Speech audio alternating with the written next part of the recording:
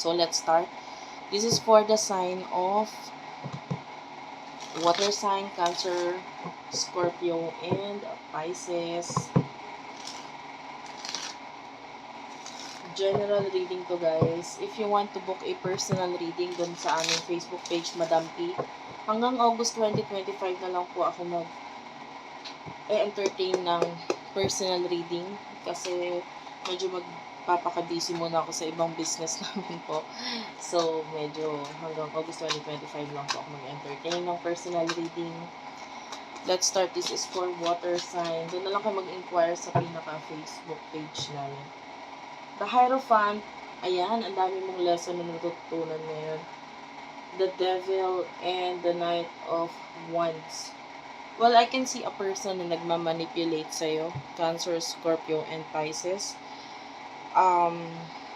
This person na nagmamanipulate sa'yo is, I feel like kailangan mo rin naman tong taong to eh. So, although nandun yung manipulation, kailangan mo pa rin naman tong taong to. Pero, yung pagmamanipulate niya sa'yo, it could be good or bad kasi.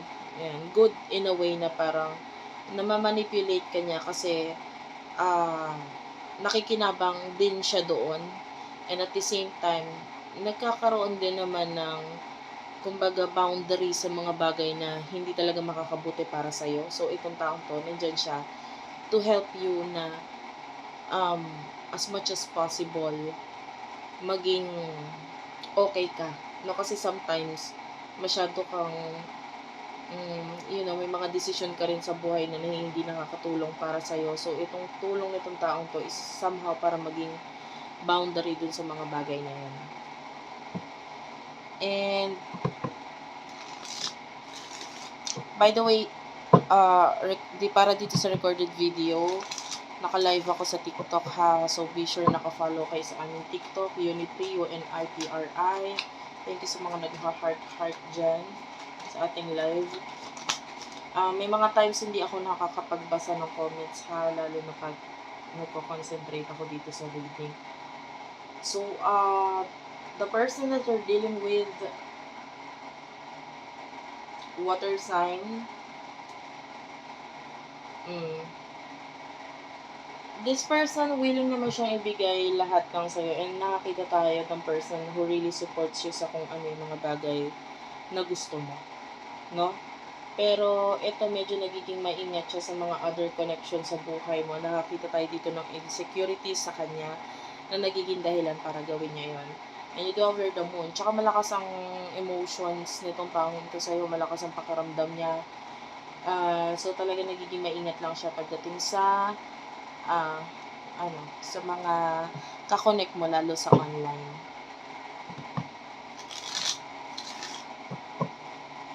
Sige po, iwan lang po kayo ng question dun sa comment section. Mamaya babalikan ko. Emotions ninyo sa isa't isa. Ng person na to for water sign, Cancer, Scorpio, Pisces. You do have here the Page of Swords, Page of Pentacles, and tsaka Three of Cups. You see this person as a friend, pero may nakikita tayo dito na parang gusto mo tong person na to, pero gusto mo siya as a friend. Kumbaga nasanay ka naman din sa connection ninyong dalawa. At saka mas focus ka sa sarili mo. Ayan, sa growth mo. You want growth, especially financially, at saka yung iba may mga inaaral pa nga, may mga learnings pa pang ginagawa sa sarili mo para mas mag-grow ka palalo. Itong person na to, basta nandyan lang siya. Ganun. So, ano yung emotion ng person na ito towards you? Four of Swords, the Magician, and the Temperance.